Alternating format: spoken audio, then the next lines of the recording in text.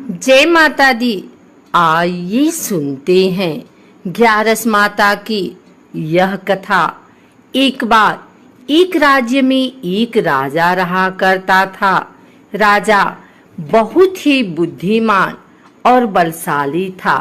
राजा सदैव अपनी प्रजा का बहुत अच्छे से ध्यान रखता था। प्रजा भी अपने राजा को बहुत पसंद करती थी। राजा की दो बेटियां थी। राजा अपनी दोनों बेटियों से बहुत प्रेम करता था। राजा की छोटी बेटी देखने में बहुत सुंदर और आकर्षक थी और राजा की बड़ी बेटी छोटी बेटी के मुकाबले थोड़ा कम सुंदर थी। राजा की छोटी बेटी ग्यारस माता की पूजा किया करती थी और सभी लोग राजा की छोटी बेटी से बहुत प्रेम करते थे और बहुत प्रशंसा किया करते थे।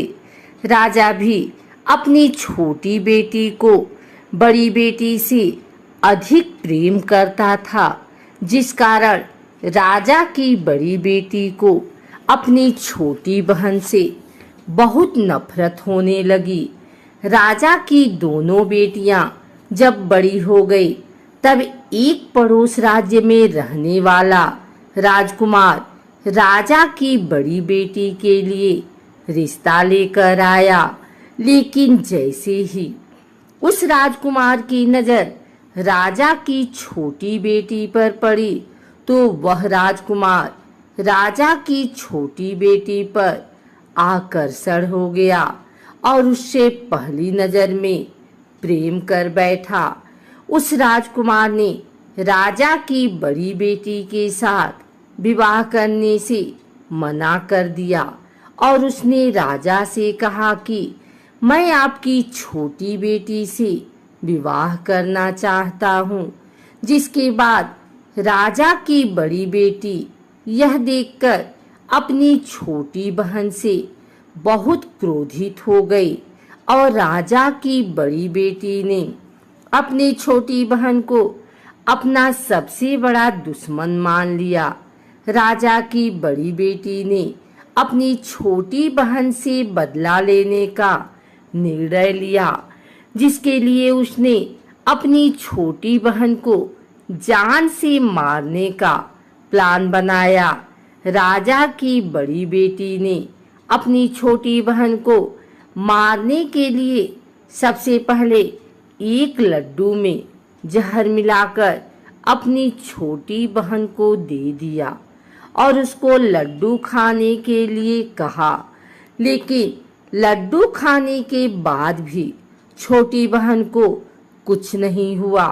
बड़ी बहन यह देखकर बहुत आश्चर्यचकित हो गई, लेकिन बड़ी बहन ने हार नहीं मानी और उसने जब रात में छोटी बहन अपने कमरे में सो रही थी तब एक मटके में सांप रखकर उसे कमरे में छोड़ दिया। लेकिन सांप भी छोटी बहन का कुछ नहीं कर पाया। जिसके बाद बड़ी बहन ने अपनी छोटी बहन से कहा कि चलो हम लोग कुएं में से पानी भर कर लाते हैं। जिसके लिए वह अपनी छोटी बहन को पानी भरने के बहाने कुएं के पास ले गई और उसने अपनी छोटी बहन को कुएं में धक्का दे दिया। लेकिन छोटी बहन को तब भी कुछ नहीं हुआ, क्योंकि हर बार ग्यारस माता उसकी रक्षा कर रही थी और उधर बड़ी बहन अपने सारे प्रयासों के बाद असफल हो रही थी, जिससे वह बहुत क्रोधित होती जा रही थी। फिर उसने अपनी छोटी बहन के पास जाकर उससे खुद ही पूछा कि मेरी छोटी बहन, तुमको पता है भगवान ने सबकी मृत्यु एक निश्चित समय पर लिखी हुई है और कैसे तुम्हारी मृत्यु होगी, क्या यह तुम जानती हो? तब छोटी बहन ने अपनी बड़ी बहन को बताया कि हाँ, मैं तो जानती हूँ मेरी मृत्यु कैसे होगी। छोटी बहन से यह सुनकर बड़ी बहन मन ही मन बहुत प्रसन्न होने लगी और उसने अपनी छोटी बहन से कहा कि तो मुझे अपनी मृत्यु का राज बताओ। छोटी बहन ने अपनी बड़ी बहन से कहा कि मेरी मृत्यु तो एक तोते में है, जो तोते के गले में एक हार है, उससे मेरी मृत्यु होगी। जब तक कोई भी व्यक्ति तोते को मारकर वह हार अपने गले में पहनेगा तो मैं मूर्छित हो जाऊंगी, और जैसे ही उस हार को अपने गले से उतारेगा तो मैं वापस से जीवित हो जाऊंगी। अपनी छोटी बहन की मृत्यु का राज जानकर बड़ी बहन बहुत ही खुश हो गई और उसने अपनी छोटी बहन को मारने के लिए उसके पालतू तोते को ढूंढना शुरू कर दिया। और छोटी बहन को इस बात का आभास हो गया था कि कोई उसकी जान लेना चाहता है, जिसके लिए वह अपने पिताजी के पास गई और उसने अपने पिताजी से कहा कि पिताजी, मेरी मृत्यु के बाद आप मुझे जलाइएगा मत, बल्कि आप मुझे अपनी पुरानी वाली हवेली में एक पलंग में लिटाकर छोड़ दीजिएगा। अपनी छोटी लड़की की यह बात सुनकर राजा बहुत आश्चर्यचकित हुए। राजा ने अपनी छोटी बेटी से पूछा, बेटी, तुम यह क्या कह रही हो? तब राजा की छोटी बेटी ने बताया, पिताजी, समय किसी के लिए नहीं रुका है, कब क्या हो जाए किसी को कुछ पता नहीं है। और फिर राजा ने अपनी छोटी बेटी से कहा कि तुम ऐसी बातें क्यों कर रही हो? 2-3 दिन में तो तुम्हारा विवाह है। लेकिन छोटी बेटी ने अपने पिताजी को ऐसा करने पर मजबूर कर दिया और उनसे वचन ले लिया। राजा ने भी अपनी छोटी बेटी की बात स्वीकार कर ली और 2-3 दिनों के बाद जब शादी का समय आया तब राजकुमार बारात लेकर राजा के घर आया और राजकुमार और राजा की छोटी बेटी का विवाह शुरू हो गया। जैसे ही राजा की छोटी बेटी राजकुमार के साथ फेरे लेना शुरू करती है, उसकी बड़ी बहन अपनी छोटी बहन के कमरे में जाकर उसके तोते को पकड़ लेती है और उसको जान से मार देती है। तोते के गले में जो हार था उसको अपने गले में धारण कर लेती है। जैसे ही बड़ी बहन उस हार को अपने गले में धारण करती है, उधर छोटी बहन 3.5 ही फेरे ले पाती है और वहीं पर बेहोश होकर गिर जाती है। जिसके बाद राजा ने बड़े दर्द हकीमों को बुलाया और अपनी छोटी बेटी का इलाज करने के लिए कहा। राजा की बात सुनकर वैद्य ने छोटी बेटी को जब चेक किया तो राजा को बताया कि आपकी छोटी बेटी ना तो जीवित है और ना ही मरी हुई है। यह मैं ऐसा पहली बार देख रहा हूँ। राजा ने वैद्य और हकीम को यह बात बाहर बताने से मना कर दिया और उनको कहा कि अगर तुमने यह बात किसी को बाहर बताई तो हम तुम्हें फांसी दे देंगे। राजा ने अपनी छोटी बेटी को पुराने महल में ले जाकर एक पलंग पर लिटा दिया और वहां पर कुछ सैनिकों को तैनात कर दिया। वापस अपने महल पर आ गया। राजा की बड़ी बेटी अपने पिताजी के पास आई और कहने लगी कि पिताजी, अगर यह शादी संपन्न नहीं हुई तो आपकी इज्जत का क्या होगा? आप कहें तो मैं आपकी इज्जत बचाने के लिए राजकुमार से शादी करने के लिए तैयार हूँ। जिसके बाद राजा ने अपनी बड़ी बेटी की बात मान ली और राजा ने बड़ी बेटी को छोटी बेटी के कपड़े पहनाकर मंडप पर भेज दिया।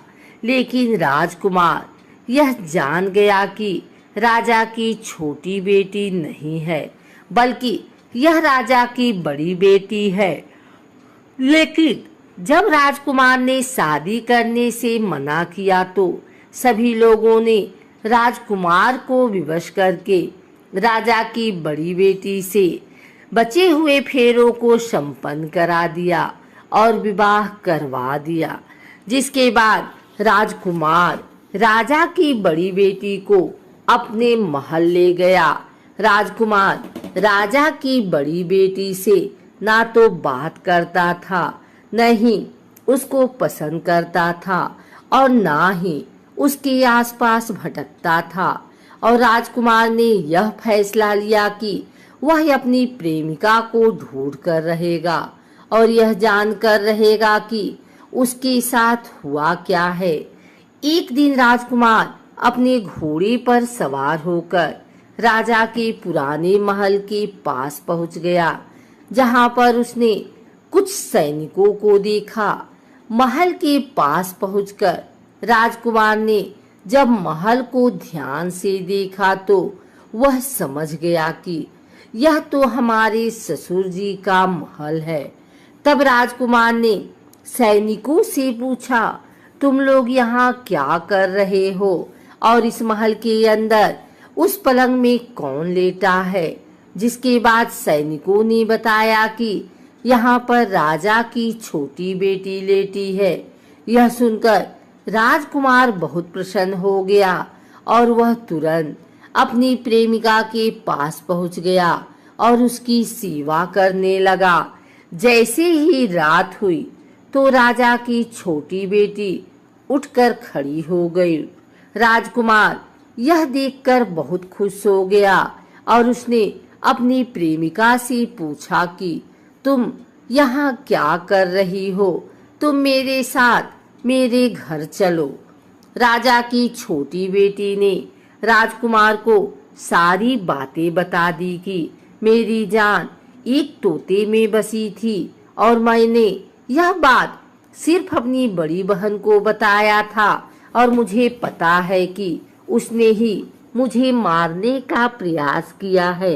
उसके पास एक हार है जिसको वह सुबह पहन लेती है और रात को उतार देती है।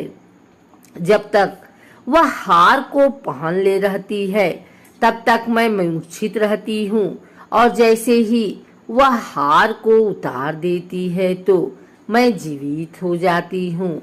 और जब तक मेरी बड़ी बहन के पास वह हार है तब तक मैं ऐसे ही जीवित और मूर्छित होती रहूंगी।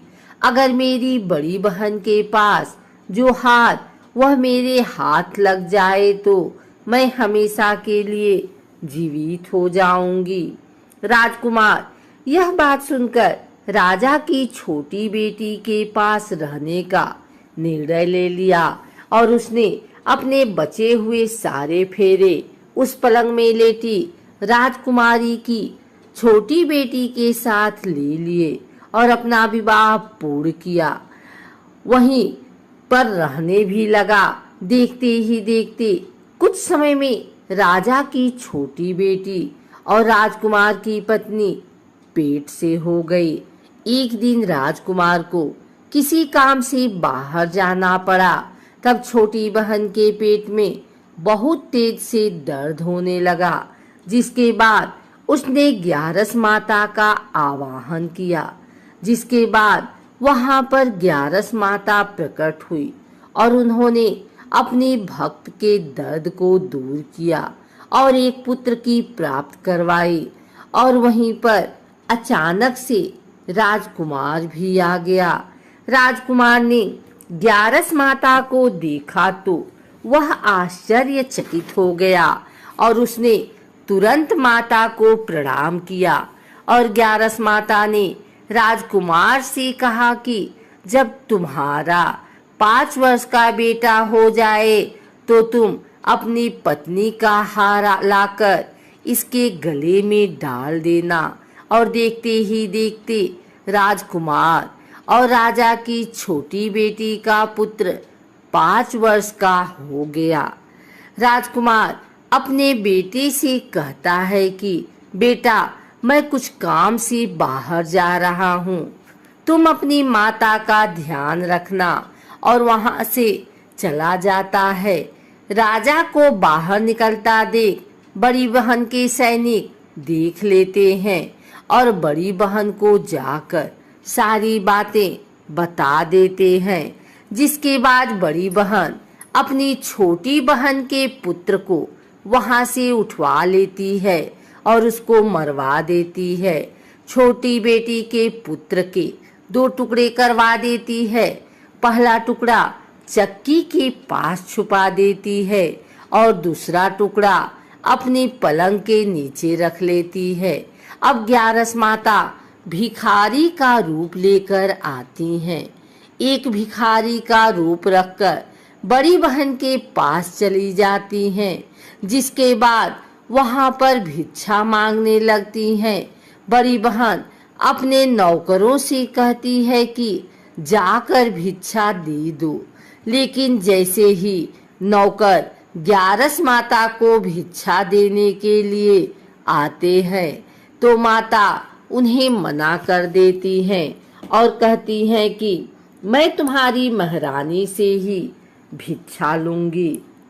जिसके बाद बड़ी बहन स्वयं ही भिक्षा देने के लिए माता के पास आती है। तब माता एक बिल्ली का रूप लेकर उसके कमरे में चली जाती हैं और वहां पर छोटी बेटी के पुत्र को कोई 2 टुकड़े को आपस में जोड़ देती हैं और उसे जीवित कर देती हैं। उसे वहां से ले जाती हैं। राजकुमार अपने बेटे को लेकर अपनी पत्नी के पास जाता है और उसे कहता है कि तुम इसका ध्यान रखना। अगर तुम इस बच्चे का अच्छे से ध्यान रखोगी तो मैं तुमसे बात करूंगा। एक दिन राजकुमार अपने बच्चे से कहता है कि तुम मम्मी से उनके गले का हार मांग लो। जिसके बाद राजकुमार का लड़का अपनी माँ के पास जाता है और कहता है कि माँ, मुझे तुम्हारा हार चाहिए जो तुमने गले में पहन रखा है। यह सुनकर पहले तो बड़ी बहन बहुत क्रोधित होती है, पर उसको यह याद आता है कि राजकुमार ने कहा था कि अगर मैं इस बच्चे का ध्यान अच्छे से रखूंगी तो वह मुझसे बात करेंगे। जिसके कारण वह हर बच्चे को देखती है और उसे संभालती है। वह तुरंत हार को ले जाकर अपने पिताजी को दे देता है और तभी राजकुमार अपने बेटे को लेकर वहां से जाने लगता है और अपनी पत्नी से कहता है कि तुम हमारे लिए खाना बनाकर रखना, मैं शाम को आकर तुम्हारे साथ खाना खाऊंगा। और वह अपने बेटे को लेकर वहां से चला जाता है। जिसके बाद वह राजा के पास जाता है और उनको सारी बातें बता देता है। राजा अपनी बड़ी बेटी की यह करतूत सुनकर बहुत क्रोधित होते हैं और अपनी परवरिश पर ही दोष देने लगते हैं और राजकुमार को अपनी छोटी बेटी के साथ रहने के लिए आदेश देते हैं।